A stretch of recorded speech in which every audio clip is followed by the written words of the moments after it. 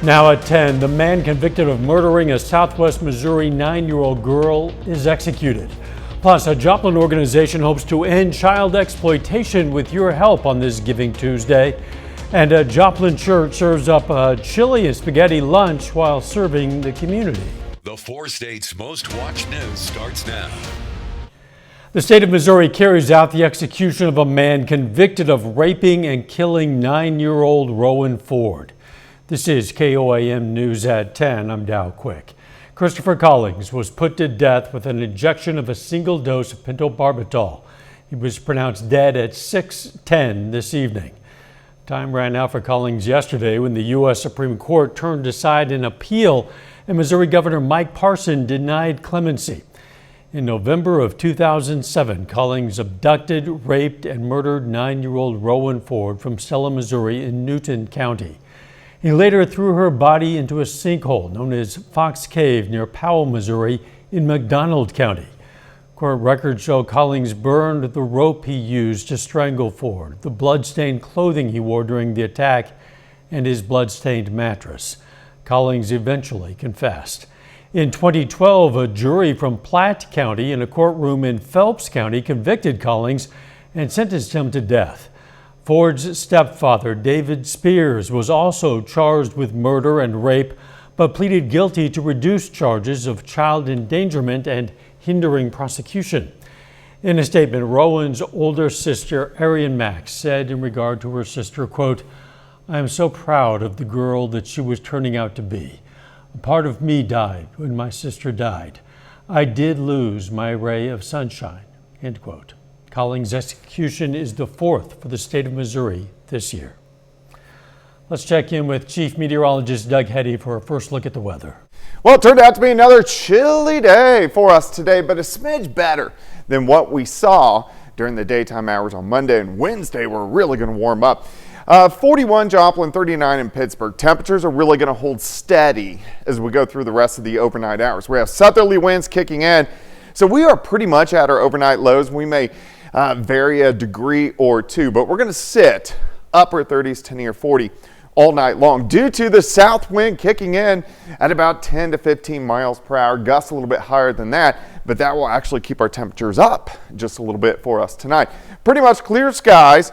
We're going to stick with pretty much clear skies as we go through the overnight hours, but a nice big warm up moving in for us on Wednesday, especially Wednesday afternoon. We're going to soar into the upper 50s for highs. What about rain chances? We'll look at that here in just a bit. See you soon. Cases of porch pirates have risen nationally, and it's also a problem right here in the 4 states. Joplin alone has an average of more than 2,600 larceny and theft cases per year. But taking extra precaution can help protect your package deliveries. KOAM's Lonnie Walton talks to the experts for tips on how to protect your porch from piracy this holiday season. The problem is when it's only a $30 package, the cops aren't going to get involved. David Touchton is the owner of Touchton Electric and Alarms in Pittsburgh. He says theft is always a thing, even if Christmas isn't around.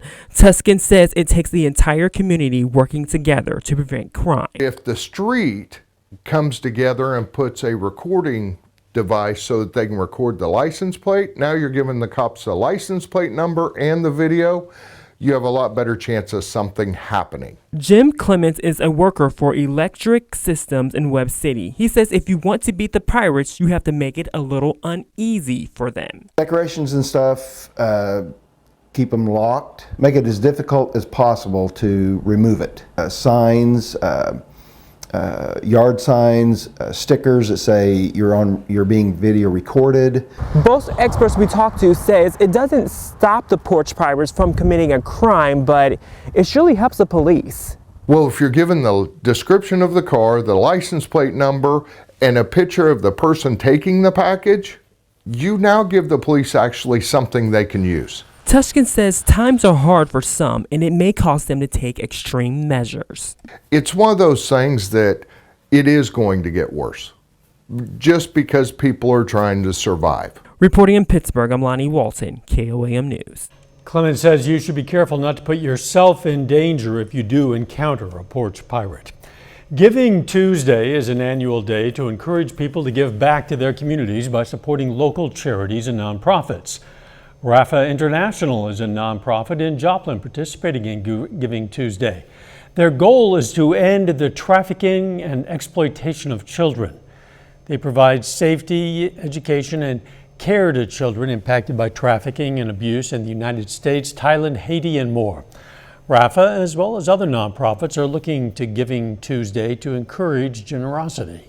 For days like Giving Tuesday and year-end giving, for partners to really come on strong and make it possible to do everything that we're able to do in serving the most vulnerable.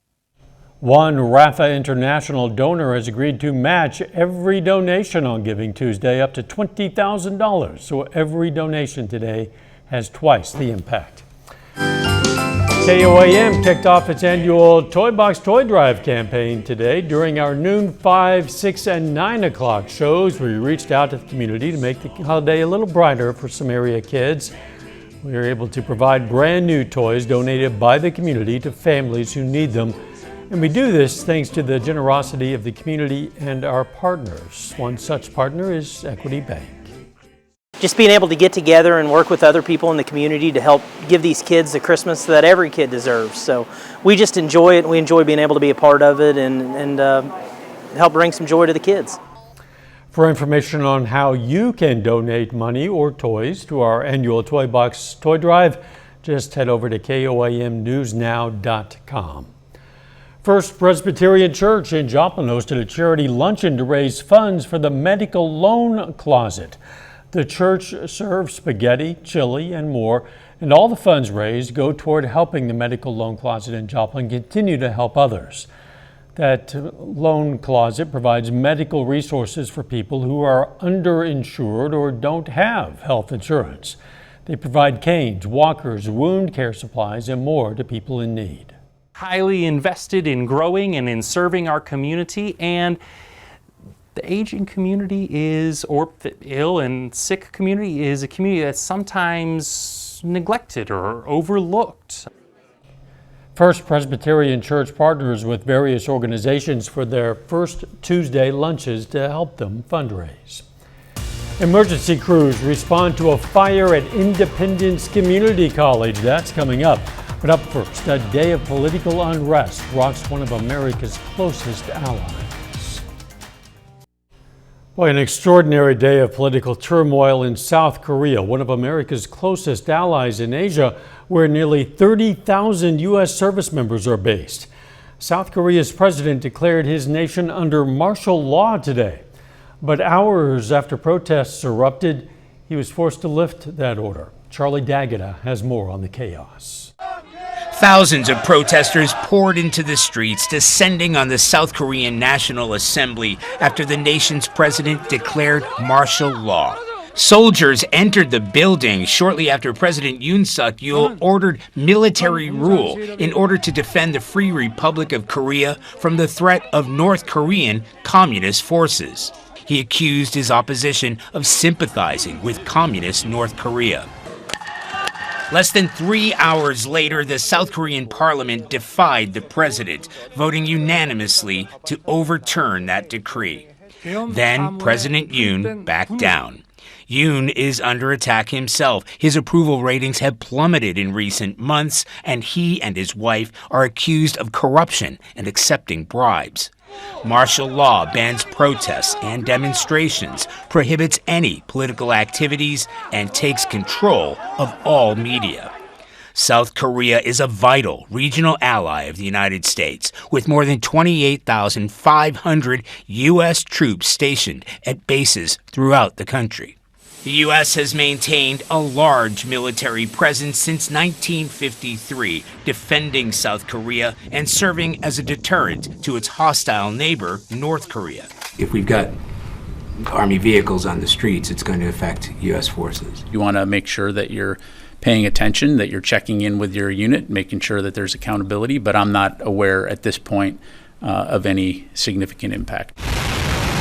The threat of North Korea looms. What do you think the North Koreans are thinking? I'm inclined to believe that this is going to play out so well from North Korea's perspective they have a lot of incentive not to throw fuel on the fire. South Koreans are relieved after the about face, but they face an uncertain future, while the U.S. needs a stable military partner. Took the Pentagon by surprise, too, although U.S. officials tell CBS News that the U.S. and South Korean militaries were in close communication throughout the day, and there was no evidence that North Korea changed its military posture to exploit the situation. Doug returns next with a look at your complete forecast. A little bit later, cold weather can lead to a fire danger for your home. We have some expert advice on how to minimize those dangers coming up. Ashley. Well, it definitely turned out to be a chilly Tuesday, but not a bad one. We had some clouds passing at times, but overall it looked pretty good. Nice shot of our Cornell Arts and Entertainment Complex tower cam looking downtown Joplin. Look at the flags. It is breezy, so it makes it feel colder than what it actually is, but those southerly winds are actually going to keep our temperatures from dropping off from this point through the rest of the night. We're going to sit upper 30s to near 40 degrees. That's what we have out there right now, and that's what we're going to continue to see. All right, southerly winds 10 to 15, gust at times near 20, but the winds are actually going to pick up even more late tonight into tomorrow morning, gusts near 25. They come down a little bit Wednesday afternoon, and then as our cold front sweeps in, they pick back up again out of the north as we go into Thursday. So overall, kind of breezy over the next couple days. All right, nothing going on. Clear skies will stick with the clear skies for us tonight. Upper level flow right out of Canada, so that ushers in that cooler air mass right on top of us. Let me walk you through the next several days. By morning, hanging out about the same we are now, near 40. As we go through the morning hours, look at this, we bounce mid-50s by noon. By the afternoon, 57, 58, 59, 60 degrees across the region. So fantastic temperatures for us on Wednesday. Unfortunately, look at the winds that cut out of the north once we get into Thursday morning, so we go back the other direction. We drop into low to mid 20s to start the day on Thursday. By Thursday afternoon, we just struggle to warm up. We really don't go anywhere.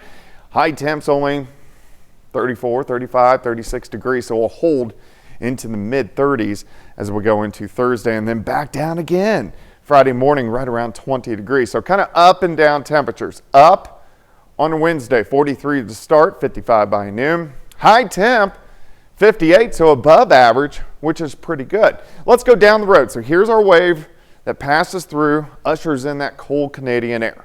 We have a weak wave, may give us a shower late Friday into Saturday, but look out west. Finally, again, we're getting storm systems dropping deep into the southwest. First one comes out late Sunday into Monday. Second system right behind it for Tuesday and Wednesday. That one could give us a little bit of wintry weather by the time we get into early next week.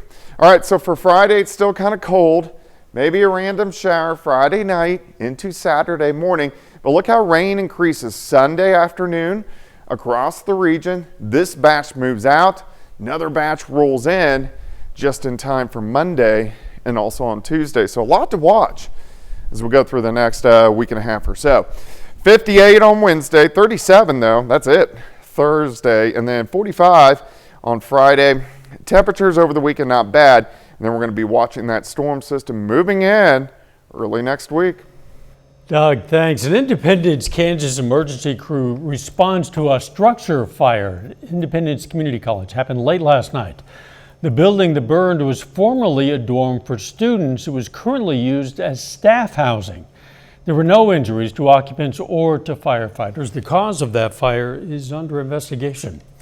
Firefighters are reminding people about the importance of fire safety this month. Chris Bryant has the main causes of house fires and what you can do to help keep your family safe. Starting in December, those that drive past the Southern Stone Fire Protection District are used to seeing the reef on the building lit up in red to start the month. Now, from time to time, the lights in that reef will change from red to white based on the number of house fires the district has. This is something that we've done for the last few years. I know other fire departments have done it across the United States. It's a big community risk reduction. The goal each year, to keep the wreath red throughout the month of December. Last year it was close with only one house fire in the district for the month. Our goal is to keep it red. The fire district believes it's in part due to the prevention and education efforts done and the community taking action to make sure they are doing their part as well. We've had a record year this year with 70 plus public education events. When it comes to education about the dangers and possibilities of the causes of fires in the winter months, it's important to remember a very important device. Make sure you have a working smoke detector. So test your batteries. Get those batteries done now. Make sure you have a working fire extinguisher in your home. The Fire Protection District says kitchen fires are the #1 cause of house fires in the United States, followed by overloaded electrical circuits and use of extension cords. Rounding out the top 3 causes of fires in the homes are flue fires. Something else you could do, go ahead and test that furnace if you haven't already. Make sure that everything's up to working order. If you have a wood burning stove like a fireplace or something like that, make sure you're contacting those companies that come out and do a chimney sweep, stuff like that. Make sure you don't have that buildup of creosote. A smoke alarm is only a tool. Trust your senses as well. If you see smoke, smell smoke, see fire, anything like that, get out, call 911. If you need assistance in getting a smoke alarm for your house, you can reach out to your local fire station or fire department for help. Still ahead, PSU women's basketball is ranked inside the top 10, and Carl Junction girls basketball faces Springdale. John Dales has those stories and more up next. Enjoy a buy one, get one for $1 deal featuring the classic Big Mac and other McDonald's favorites.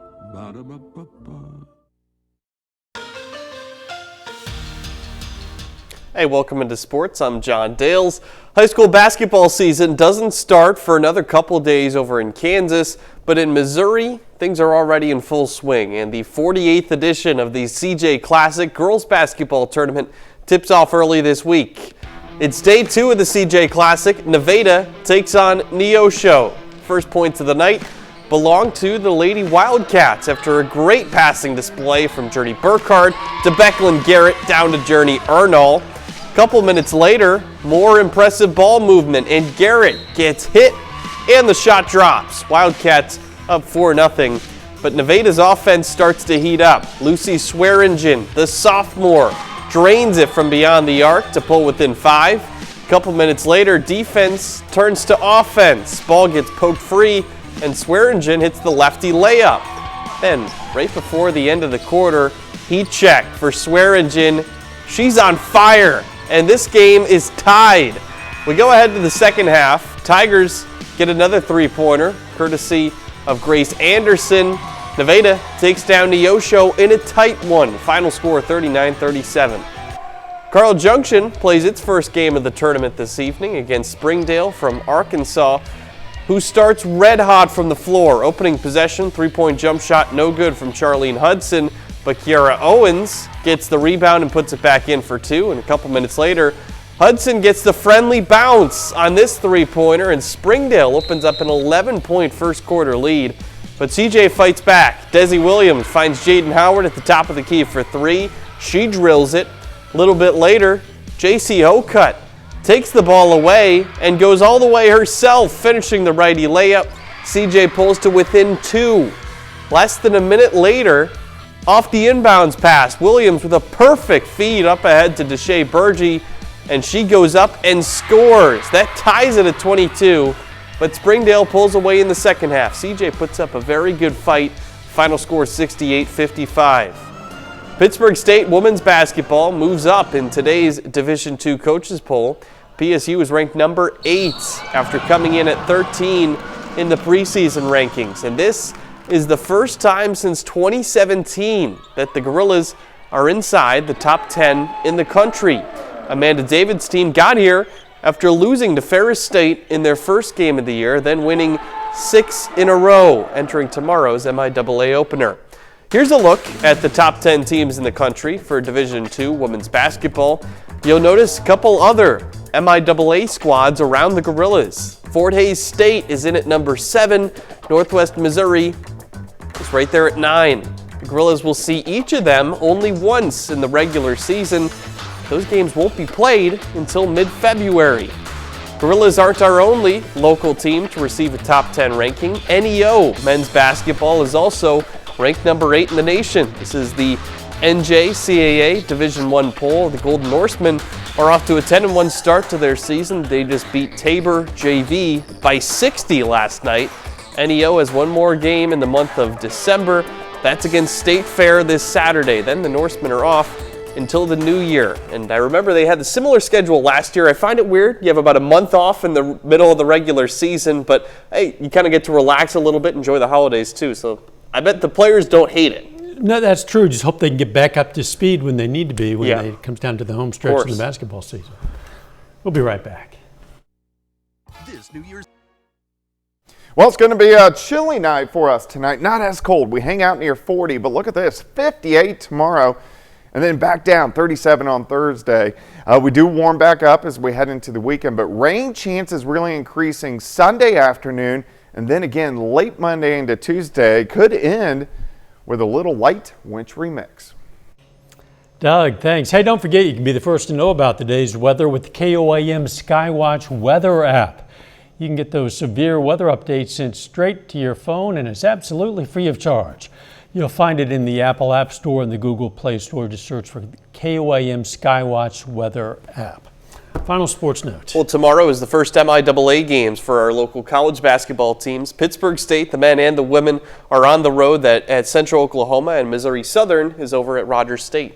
All right, we're looking forward to finding out more about that. Thanks for joining us. We're going to leave you tonight with a look at this evening's Christmas parade in Joplin. See you tomorrow. Let's make it a great one.